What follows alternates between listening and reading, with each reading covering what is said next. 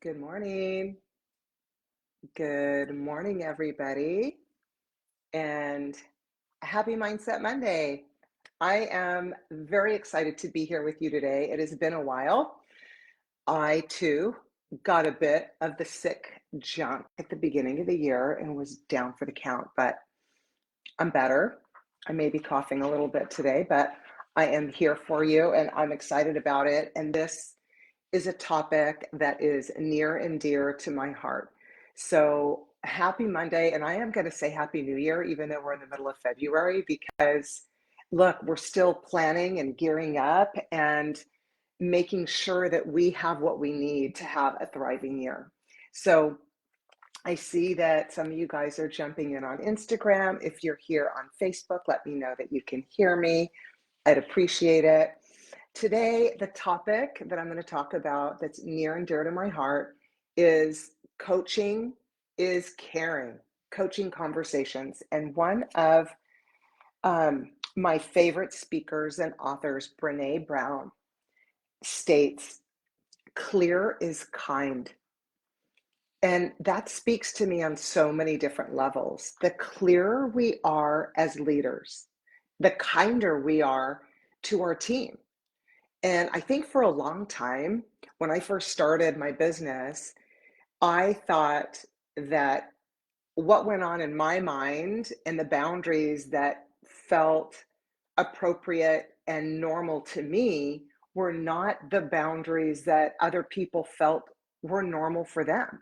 So I had to find a way to be able to communicate uh, what our goals were in our company, what were our core values, what was our mission statement, what were the guideposts, what were the boundaries, what was okay and what wasn't okay.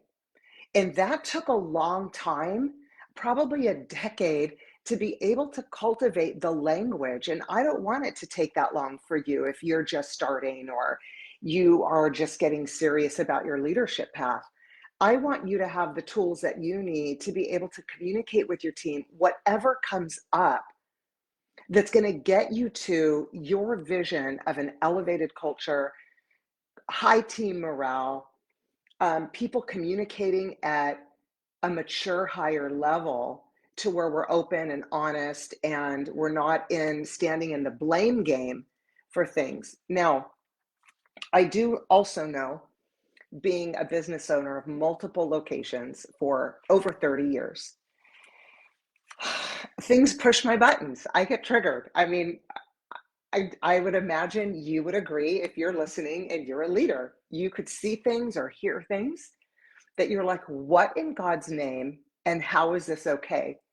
And that, I will tell you, is not the time to coach when you're feeling upset or feeling triggered, because you don't want to come from a space of having that high energy. It doesn't ever work out well. And I'm telling you from experience that when I have approached somebody about something that I feel needs to be talked about, and I am not in the space to do it, it doesn't usually turn out well. And I end up having to go back in for a second conversation.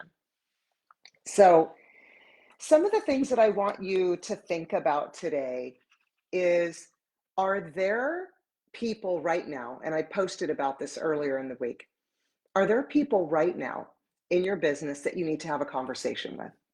Are there things going on right now that you're really not okay with, but you haven't addressed it because you don't want to have a confrontation?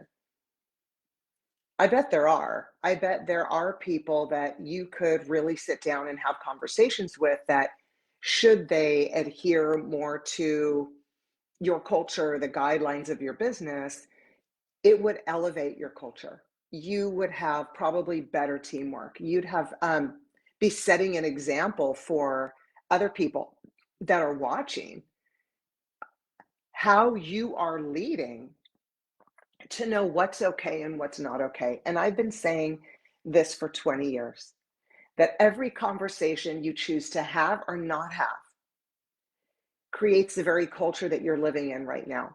So if you think to yourself, well, I don't know that I really feel great about what's going on in here, I want you to get in the mirror and say to yourself, Have I chosen to not have conversations that I've needed to have in order for the company to know where we stand? Example. I'm going to give you a couple of examples. Maybe they'll resonate with you, maybe they won't. Um, People coming in late. So if I have heard once, I have heard a million times of um, leaders saying, I've told my staff to come in early to prepare for their day, and they just don't. Well, I then pose the question, why should your team member come in early? Why can't they just come in on time? And the on time is enough preparation for their day, meaning clear expectations, both written and verbal. Um, your scheduled time in is 8:45. We take clients at 9.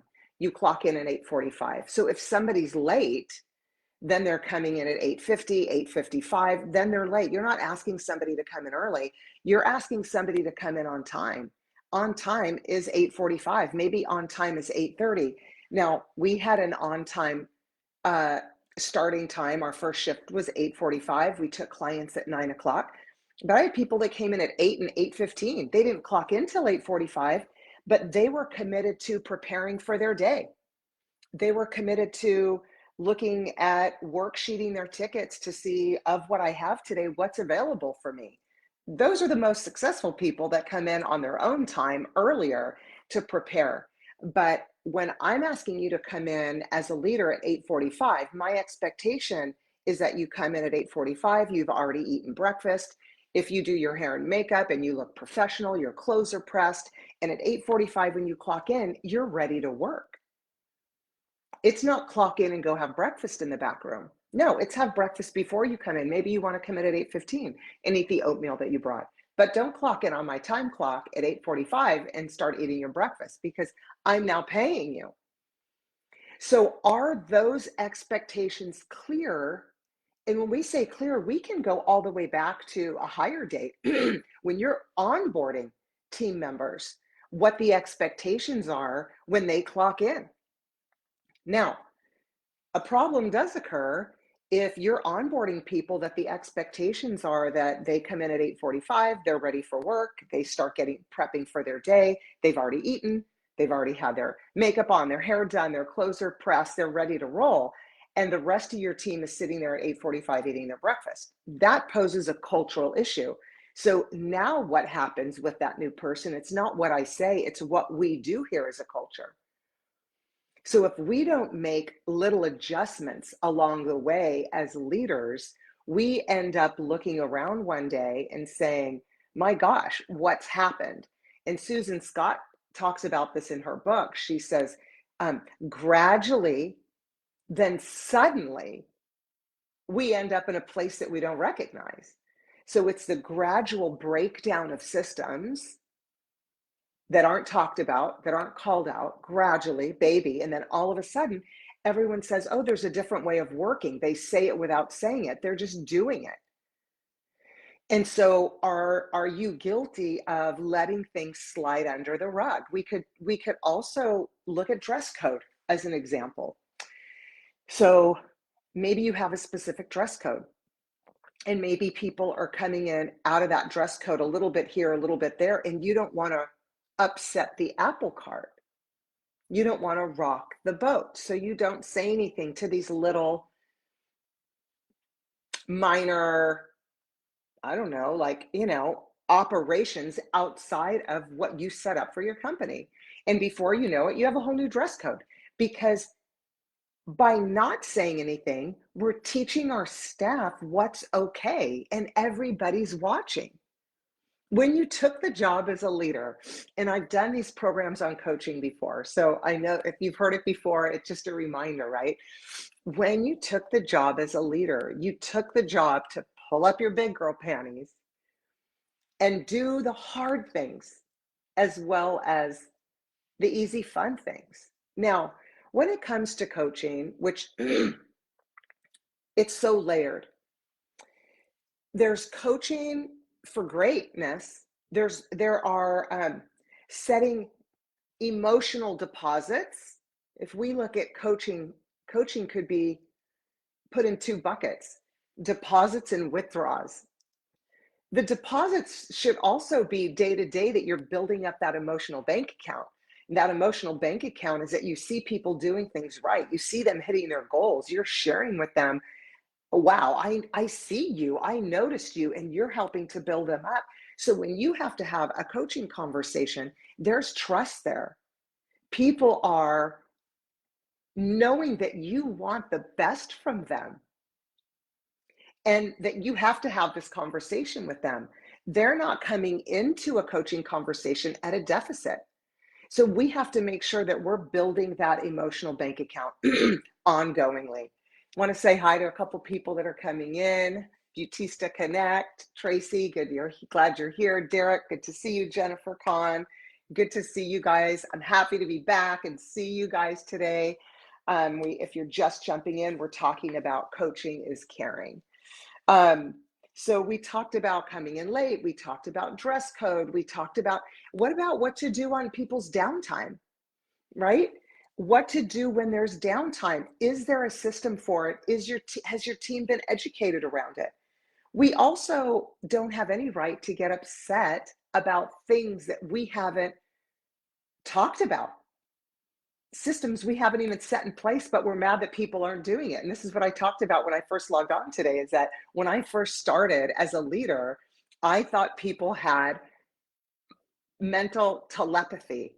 I thought that they could read my mind, that I wanted them in at a certain time, that if they weren't in dress code, they would know it and I wouldn't have to say anything. If they're gossiping in the back room and the staff can hear and the clients can hear because we're not in a soundproof environment, all of these things that we as leaders, we took on the responsibility to make sure that with the good and the challenging, we show up, and to build trust in your business and with your staff, you have to have transparency. Now, let's talk about, if you have people right now that you think need to have a conversation for whatever reason. Again, they could be coming in late, their numbers could be lagging, um, maybe they're out of dress code, maybe they're having inappropriate conversations, maybe they have a lot of redos, maybe they have bad reviews, whatever it is, right? I mean, these things just happen, they're normal. Maybe they're calling out sick too much. Whatever. These are normal things that happen in businesses. So if you think it's only happening in your business, I got news for you. Everybody in here, throw a comment in here and say, is this happening to you, right? Do people come in late? Are they out of dress code? Are their numbers lagging in one place or another? Are they having inappropriate conversations? I mean, right? It's happening. So these are times that we need to show up. And when I am working with my coaching clients and I ask them, are there people right now that you need to have conversations with that are bogging down your culture, that are bringing down team morale for whatever reason? Most of the time, people will say yes. And I will ask, right? Con said all day, every day. And Con, I know you and I know your business, and you have like an amazing business, amazing staff, amazing morale and teamwork, and it's still all day, every day. But the reason that it's amazing, and I know you personally and your leadership team, is you're willing to have the tough conversations. You know that, I know that. It's a part of making sure that people work inside these guideposts of your vision. People came on to work for you because they liked what they saw, and what they saw and what you shared was your vision that you wanted for your company. So, in some of my coaching conversations, as I was saying, I will ask, are there conversations that need to happen right now that aren't happening? And the majority of the time, I will have people say yes. And I'll say, okay, why is it, before we talk about what it is, why is it that you have not had these such said conversations? And some of the feedback I get is I don't know how to start the conversation. I hear that. I think that happens a lot, that people maybe don't have the words to just start the conversation, which I'll talk about today. Um, I'm afraid of losing my staff. Excuse me. I'm afraid of losing my staff. Um, I'm afraid that my staff won't like me and they'll talk about me in the back room. Um, I'm not sure where to start the conversation. The person that I need to talk to is super defensive and it freaks me out because I don't like confrontation. So, do any of these resonate with you? Well, I take some of my lemon water. Any of these resonate with you that you think, you know what? I see that so and so came in a little late, but not today. I just don't have it in me. Or I just don't want to upset the apple cart. Or so and so came in out of dress code today and I just like, I can't. They're so defensive. I don't even know what to say. So, um, I know that this is happening because I work with salon owners all over the country and I hear very similar stories. I mean, if we were on a big Zoom or in a big room together, we would all be sharing the pain of these things. And it's like, why can't you just get here on time? Why can't you just get here with dress code? Why can't you just get here to set up for your clients and not have breakfast when you clock in, right? All these things. So I want to help you to have these conversations, and I'm going to give you a few tips and tricks.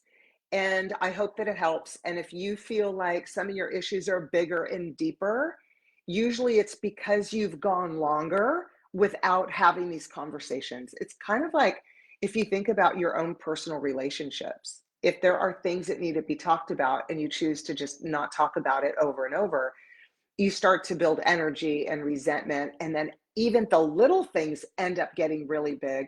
And then you have way more stress than you need to as an owner. So it would behoove you to say, hey, this year, 2025, is going to be my year to become really, really good at being a communicator.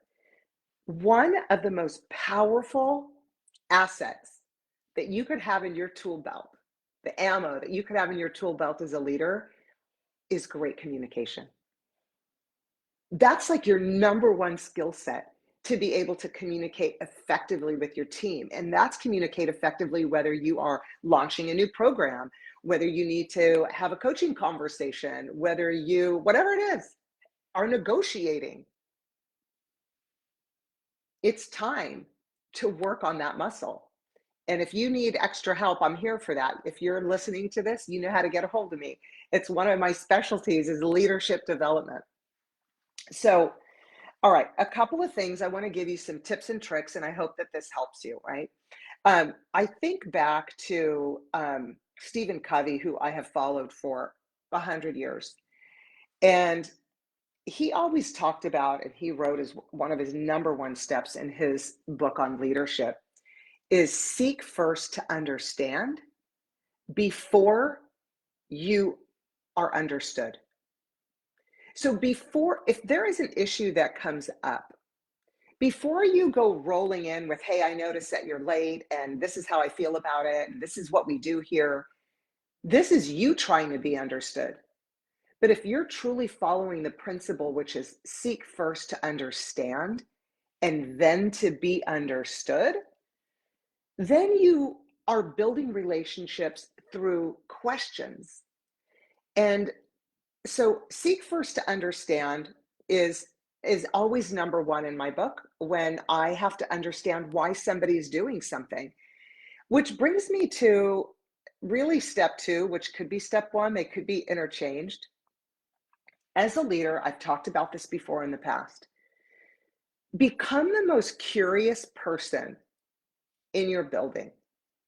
Instead of assuming that you know why somebody is doing what it is that they're doing, instead of saying, I know why they're doing that, you're getting all up on your high horse. Become a curious person. Huh, I wonder what they're thinking, that, or how they're feeling, or what's going on in the morning for them that is not enabling them to get to work on time. Those are two very different spaces. Like, I'm going to sit here and tell somebody that they're always late. And if they're late 3 times this month, they're getting written up or whatever it is, as opposed to the curiosity mindset, which is, I wonder what's going on with them. And if retention is one of your goals with your staff, which I bet it is, and if it's not, it should be, seeking to understand is having a curious mindset, which is I want to seek to get to know my team member better so I can understand them and I can help them. As a leader, when one of the biggest uh, reasons why people are not wanting to have these conversations is I don't like confrontation. I get it. I mean, who does? If you took a survey out in the world, I don't know how many people, except some of our leadership these days, sorry, I had to go there, are in love confrontation.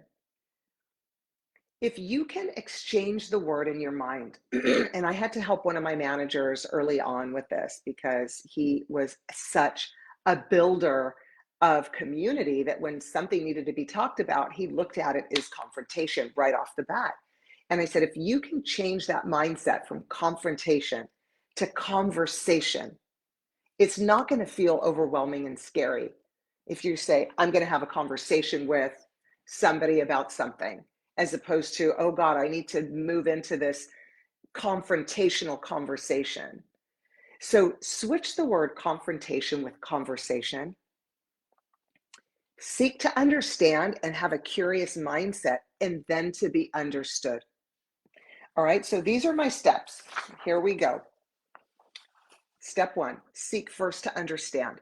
And so when you're seeking to understand, you could open up the conversation with, first of all, I don't ever like to have a coaching conversation in front of other people. So you should be in a private setting, in the office, maybe go and have coffee.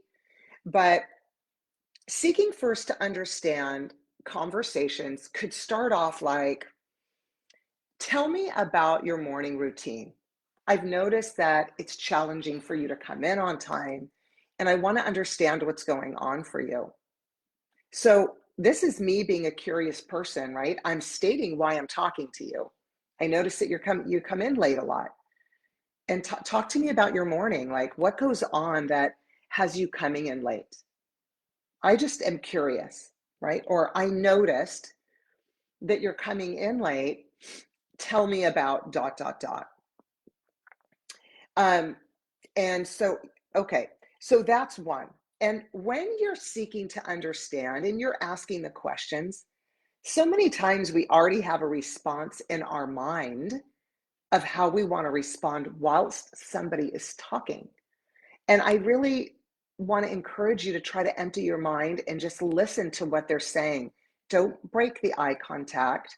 When you feel somebody really cares about you and they're having a caring conversation with you, they're not breaking the eye contact and changing the topic or have interruptions. Turn off your phone and really be there and listen. That is a respectful way to have a conversation. So seek first to understand. Step two, feedback, behaviors, actions, and specifics. So after you listen to talk to me about your morning regimen, you can give feedback. What I'm seeing and what I've noticed is 3 days out of the 5 that you work, you're clocking in late. And that's not acceptable in here. And so I want to talk to you about, is this the right time for you to be coming in the morning? Is something going on in the morning that you need extra support with? So feedback and behaviors. How is this behavior impacting the company? So I noticed that you're coming in late. About 3 out of every 5 days, you're clocking in late. And this behavior is impacting the team in this certain way. And when you're coming in late, it is giving the other team members permission to come in late. And imagine if we all came in late. That's not our culture.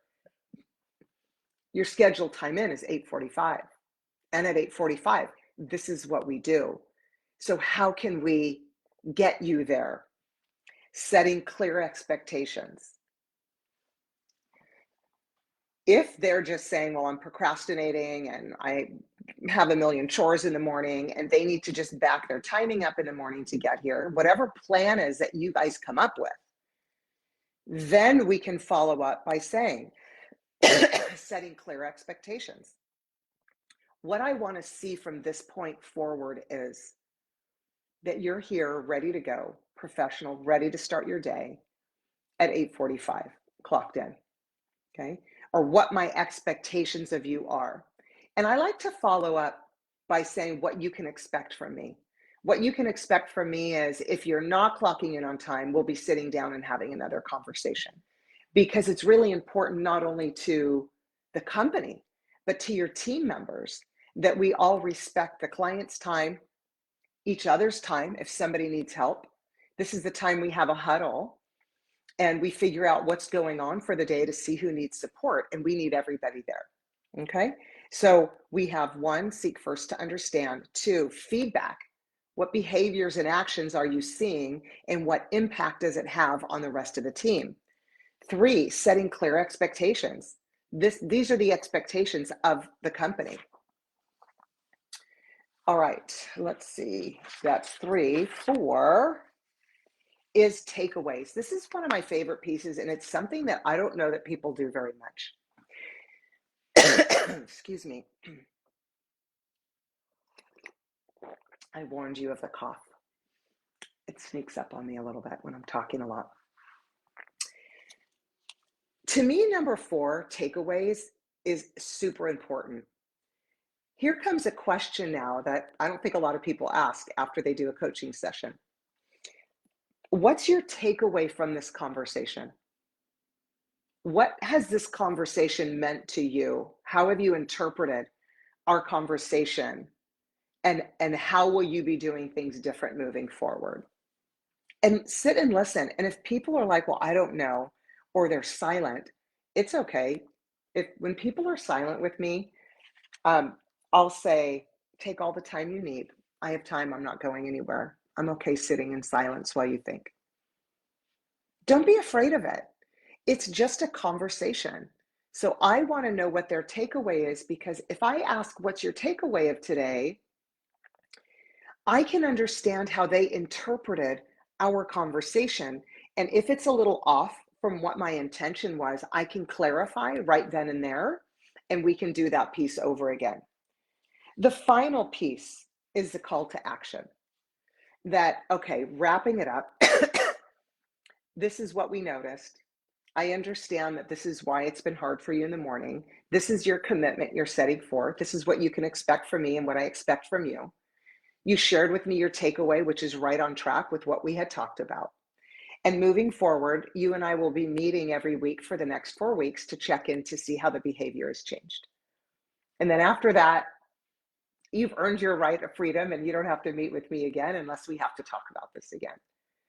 So again, it's really taking things that you might get triggered by as a leader coming off in a conversation that has higher energy than it needs to be, and turning it into getting to know your team member and resetting these expectations and guideposts that you have. And this isn't about singling anybody out. This should be anybody that you talk to. Even if you have somebody that gets a little bit defensive, you have to sit with that. And if you start off the conversation, talk to me about your morning routine. I noticed that you were coming in late, and you have someone defensive on the other end, like, well, I try not to come in late. I try to get here and I try to do everything. After they get done with their rant and rave, it's okay to say, I've noticed when I talk to you about something, you get super defensive. Tell me about that. Because I'm just seeking to understand how I can support you. And I feel your energy escalating. So talk to me about that. A lot of people get defensive to kill you off, to keep you from moving forward in the conversation or having the conversation at all. That's their tactic, to keep you at bay. Another tactic is crying a lot. I've had people that have sat in my office and just start bawling right when I start talking to them. And I hand them Kleenex and I'll say, talk to me about your upset. What feels super upsetting to you? Or here's some Kleenex. I'm going to just sit here with you and give you a minute until you can gain your composure. It's okay. I know that sometimes it might feel upsetting for you, but I'm here to just talk to you so we can move forward. So I don't want you guys to shy away from these conversations. I don't want you to have them when you feel triggered. I want you to have them when you feel grounded. And I was working with one of my clients last week, and I shared with them how powerful it is when you have to have a conversation to write down what your intention is before you have the conversation. And it's also okay to go in with notes so that you feel really grounded and you're not getting sidetracked by shenanigans and then you forget or don't get your point across, because then you're going to have to go back in and do it again. So it's worth taking the time, sitting down, going through your steps, okay, which are, let me go through them again with you. And you could write these down. Seek first to understand. So ask your opening question. Feedback. I just want you to know that these are the behaviors that I've noticed, and this is how it's impacting the team, the company, you, your job, your paycheck, right? 3, setting clear expectations. The expectations I have are that you come in a certain time, or your dress code is certain something, or that our conversation is kept to a professional, whatever it is that you're coaching on. Number 4, what's your takeaway? Talk to me about what you understand our meeting to be today. And 5, our final engagement on agreement around our call to action. What's going to happen after this conversation? What can you expect to have happen? And then make sure you follow up and set times and dates right then and there of when you're going to be following up, if that's what it's called for. So, look, I hope that today was helpful in your coaching conversations, not in your confrontational conversations, but in your conversations. Change the word confrontation to conversation, and it will help you to relax during your interaction with your team. Again, being a leader is stepping up to the plate. And one of the biggest assets, behaviors that you can constantly work on is your communication skills. And you might do a bad job or a shitty job when you start coaching your team if you haven't been doing it. But the only way to learn is to keep doing it and honing your skills. Practice, practice, practice. Even if it goes wrong, you could call someone back in and say, that did not go the way I wanted it to go. Can we do a redo? It's okay. You're human. Look, let me know if this resonated with you. Share it, tag somebody that you think needs to listen to this, and reach out if you feel that you need a little bit more help in these Mindset Mondays. I'm here for you, and I'd love to work with you. So have a great week. I'll see you guys next week, which is a big birthday for me, but I will be here on the 24th. So tune in. Have a great week, you guys. Bye.